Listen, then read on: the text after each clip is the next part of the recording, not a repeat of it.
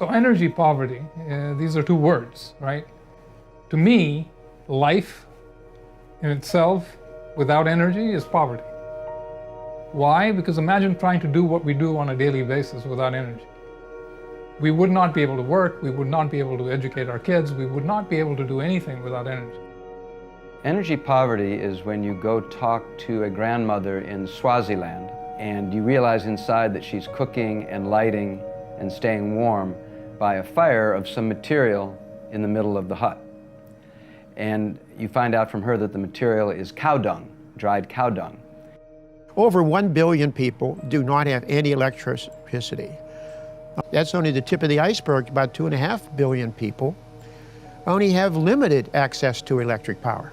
And that's, so you're closing on almost half of the population of the world are living in energy poverty, and that's why I say it is the leading problem facing mankind today. Societies where people have access to energy, they survive childhood, they live longer, they eat better, they drink cleaner water, and they learn to read.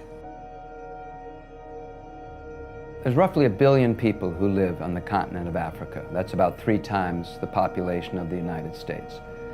Estimates are about 25%, let's say, have access to electricity in their home. That means at night, if you look at a satellite picture of Africa to the south and Europe to the north, Europe is ablaze. People are out, factories can still run, cars can still drive down the highways, children can do their homework sitting with electric lights in their house. You can be heating and cooking with electricity. In Africa, you will see literally a dark continent at night. Africa's life expectancy is about 55 years per person. The United States is about 76, as are most developed countries. That's 20 years of life lost per person. Why do I say that's linked to electricity? Because electricity is what you use to clean water, to make sure you can drink the water without getting sick, without your kids getting diarrhea, dehydrating, and dying. Water is why Africa's infant mortality rate is about 80 kids out of 1,000 born die before their 5th birthday. In the United States, it's well under 10. Clean water is the holy grail of African health and development. If you look at a map at night of the Korean Peninsula, you see the great demarcation between South Korea and North Korea, where South Korea is powered by fossil fuels for the most part. North Korea is virtually dark. The children in North Korea, they're shorter, they weigh less, they die sooner. These people all come from the same biological stock. My wife and I have 4 biological children, and then we adopted 4 children from overseas. They were adopted from Korea. 2 of those children were adopted from South Korea, and 2 were refugees from North Korea.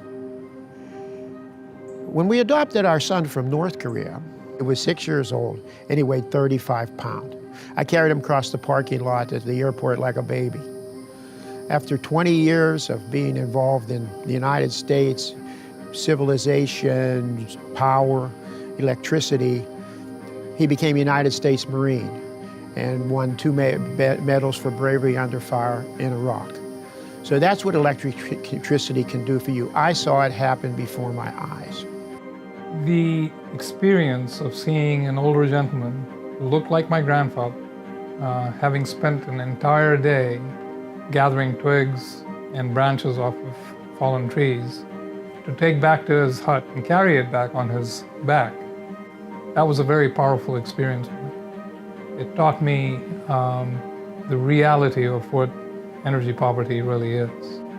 And if you fast forward to today and look at what is going on in terms of policies that are being conducted in Washington through the World Bank or other lending institutions that have imposed these draconian restrictions on financing projects that would have delivered electricity to people like that, it is really troublesome because there is no connection between the people that are perpetuating these policies and the ones that are actually suffering as a result of them.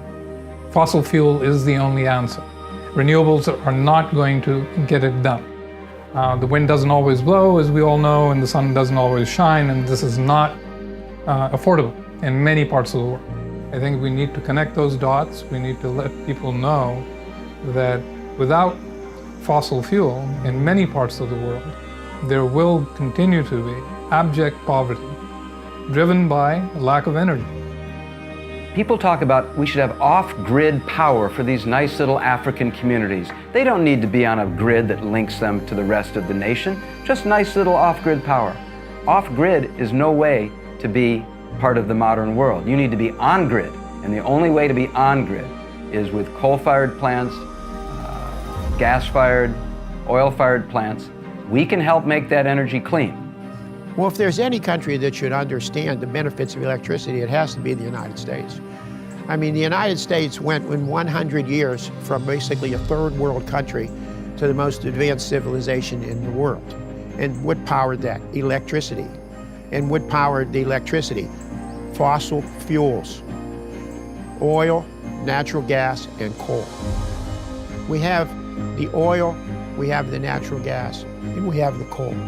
We have the technology, we have the established infrastructure, we have the transportation infrastructure to move these commodities and move them to the rest of the world.